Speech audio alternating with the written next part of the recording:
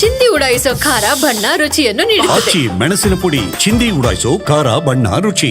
ಜಾರಿ ನಿರ್ದೇಶನಾಲಯದಿಂದ ವೀರೇಂದ್ರ ಪೊಪ್ಪಿಯವರ ಬಂಧನ ಆಗಿತ್ತು. ಈ ವಿಚಾರಕ್ಕೆ ಸಂಬಂಧಪಟ್ಟಂತೆ ಇಡಿಯಿಂದ ಒಟ್ಟು 24 ಕೋಟಿ ರೂಪಾಯಿ ಮೌಲ್ಯದ ಚಿನ್ನವನ್ನ ವಶಕ್ಕೆ ಪಡೆದುಕೊಂಡಿದ್ದಾರೆ. ಸೆಪ್ಟೆಂಬರ್ 6ನೇ ತಾರೀಕು ಚಿತ್ರದುರ್ಗದ ಚಳ್ಳಕೆರೆಯಲ್ಲಿ ದಾಳಿ ಮಾಡಿದ್ರು ಇಡಿ ಅಧಿಕಾರಿಗಳು. ಚಳ್ಳಕೆರೆಯ 4 ನಿವಾಸಗಳಲ್ಲೂ ಕೂಡ ಜಪ್ತಿ ಮಾಡಿದ್ರು. ದಾಳಿಯ ಸಂದರ್ಭದಲ್ಲಿ ಅಪಾರ ಪ್ರಮಾಣದ ಚಿನ್ನಾಭರಣ ಪತ್ತೆಯಾಗಿತ್ತು. ಚಿನ್ನದ ಗಟ್ಟಿಯನ್ನು ವಶಕ್ಕೆ ತೆಗೆದುಕೊಂಡಿದ್ರು ಅಧಿಕಾರಿಗಳು. 21.43 ಕೆಜಿ ತೂಕದ 24 ಕ್ಯಾರೆಟ್ ಅಂದ್ರೆ 24 ಕ್ಯಾರೆಟ್ ಗೋಲ್ಡ್ ಗಟ್ಟಿಯನ್ನ ವಶಕ್ಕೆ ಪಡ್ಕೊಂಡಿದ್ರು. 10.985 ಕೆಜಿ ತೂಕದ 11 ಯೂನಿಟ್ ಚಿನ್ನದ ಲೇಪಿತ ಬೆಳ್ಳಿ ಗಟ್ಟಿಗಳನ್ನು ಕೂಡ ವಶಕ್ಕೆ ಪಡ್ಕೊಂಡಿದ್ರು. ಏನು ಫೋಟೋ ಗಮನಿಸ್ತಾ ಇದ್ದಿರಲ್ಲ, ಇವೇ ಚಿನ್ನದ ಗಟ್ಟಿಗಳು ಹಾಗೂ ಚಿನ್ನ ಲೇಪಿತ ಬೆಳ್ಳಿಯ ಗಟ್ಟಿಗಳು. ಸುಮಾರು 1 ಕೆಜಿ ಚಿನ್ನದ ಆಭರಣ ವಶಪಡಿಸಿಕೊಂಡಿದ್ರು.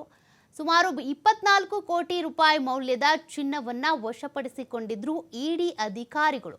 ಈಗಾಗಲೇ ವೀರೇಂದ್ರ ಪೊಪ್ಪಿ ಅವರ ವಿರುದ್ಧ ಅನೇಕ ಆರೋಪಗಳು ಕೇಳಿಬಂದಿವೆ. ಆನ್ಲೈನ್ ಹಾಗೂ ಆಫ್ಲೈನ್ ಗೇಮಿಂಗ್ನಲ್ಲಿ ಹೂಡಿಕೆ ಮಾಡಿದ್ರು, ಅಕ್ರಮ ಹಣ ವರ್ಗಾವಣೆ ಆಗಿದೆ, ಅಕ್ರಮವಾಗಿ ಹಣ ಹೂಡಿಕೆ ಮಾಡಿದ್ದಾರೆ, ಸಾಕಷ್ಟು ಹಣ ಮಾಡಿದ್ದಾರೆ, ಸಾಕಷ್ಟು ಚಿನ್ನ ಜೊತೆಗೆ ಐಷಾರಾಮಿ ಕಾರುಗಳು, ಬಂಗ್ಲೆಗಳು, ಬೇರೆ ಬೇರೆ ರಾಜ್ಯಗಳಲ್ಲಿ ಅಕ್ರಮವಾಗಿ ಇವರು ಇನ್ವೆಸ್ಟ್ ಮಾಡ್ತಾ ಇದ್ದಾರೆ, ಹಣ ಮಾಡ್ತಿದ್ದಾರೆ, ಸಾಕಷ್ಟು ಆರೋಪಗಳಿತ್ತು.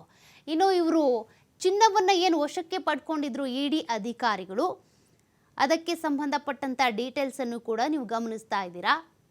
ಚಿನ್ನದ ಗಟ್ಟಿ ಮತ್ತು ಚಿನ್ನದ ಲೇಪಿತ ಬೆಳ್ಳಿ ಗಟ್ಟಿಗಳು ಮತ್ತು ಚಿನ್ನದ ಆಭರಣಗಳು ಇವೆಲ್ಲವನ್ನು ಕೂಡ ವಶಕ್ಕೆ ತೆಗೆದುಕೊಂಡಿದ್ದಾರೆ. ಒಬ್ಬ ಜನಪ್ರತಿನಿಧಿಯಾಗಿ ಎಷ್ಟೇ ಕಷ್ಟಪಟ್ಟರೂ ಕೂಡ, ಎಷ್ಟೇ ಅವರ ಮೊದಲಿಂದನೂ ಆಸ್ತಿ ಇದ್ದರೂ ಕೂಡ ಇಷ್ಟೆಲ್ಲ ಹಣವನ್ನು ಸಂಪಾದನೆ ಮಾಡೋದು ಅಂದರೆ ಕಷ್ಟ ಸಾಧ್ಯ. ಅಂಥ ರೀತಿಯಲ್ಲಿ ಈಗ ಹಣವನ್ನು ಸಂಪಾದನೆ ಮಾಡಿರೋದು ವೀರೇಂದ್ರ ಪೊಪ್ಪಿಯವರು. ಎಲ್ಲಿಂದ ಹಣ ಬಂತು ಅಂತ ನೋಡಿದಾಗ ಗೋವಾ, ಜೋಧ್ಪುರ ಇರ್ಬೋದು, ಮುಂಬೈ ಇರ್ಬೋದು, ಹೀಗೆ ಬೇರೆ ಬೇರೆ ರಾಜ್ಯಗಳಲ್ಲಿ ಇವರು ಈ ಒಂದು ಆನ್ಲೈನ್ ಗೇಮಿಂಗ್ನಲ್ಲಿ ಇನ್ವೆಸ್ಟ್ ಮಾಡಿದ್ದಾರೆ ಅನ್ನೋದು ಗೊತ್ತಾಗಿದೆ. ಅಲ್ಲಿಂದ ಹಣ ಬರ್ತಾ ಇದೆ ಇವರಿಗೆ ಅಂತ.